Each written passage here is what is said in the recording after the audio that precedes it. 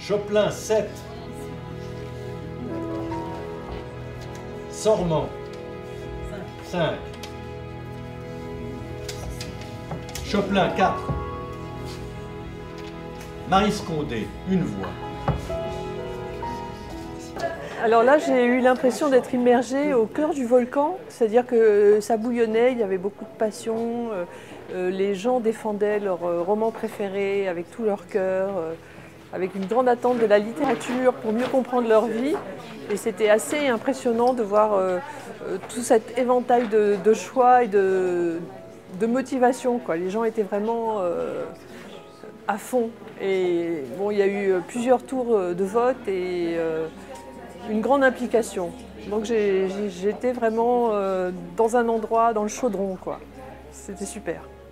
Le débat a été, comme très souvent d'ailleurs dans ces circonstances, tout à fait animé, puisque au 4e tour, Antoine Chopin l'a emporté devant Joyce Sormand pour un roman non moins remarquable, Comme une bête, paru chez Gallimard, mais c'est Antoine Chopin qui l'a emporté. Et je dois dire que ça nous a fait très plaisir à nous tous, parce que c'est un livre que nous aimions énormément, qu'on a d'ailleurs presque tous défendu dans nos émissions ou dans nos séquences.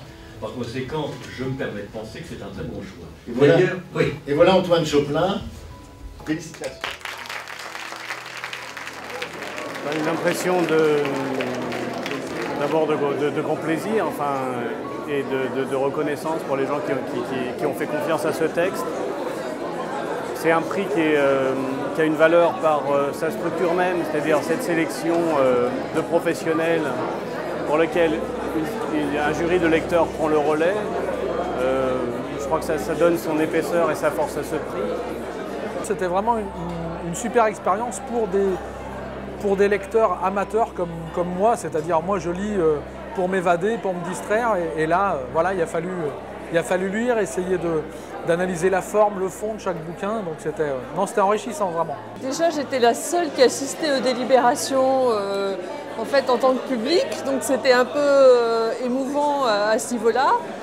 J'ai été très intéressée par la variété des points de vue et aussi par le fait que chaque membre du jury avait bien préparé son argumentaire au sujet de son roman préféré. Donc les gens étaient vraiment imbibés de leur roman préféré et ils ont chacun défendu avec beaucoup d'ardeur leur point de vue.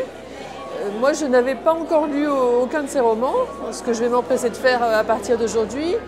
Et ça m'a donné des points de vue, des idées, des repères. J'avais un peu peur que ce soit une vision un peu monocorde de la littérature. Or, ça a été en fait assez varié, des écritures, des styles assez variés et des sujets très variés, avec toujours une recherche, savoir qu'est-ce que c'est que l'humain, est-ce que la littérature nous rend plus humains ou nous permet de mieux comprendre la vie. Donc ça c'était très enrichissant.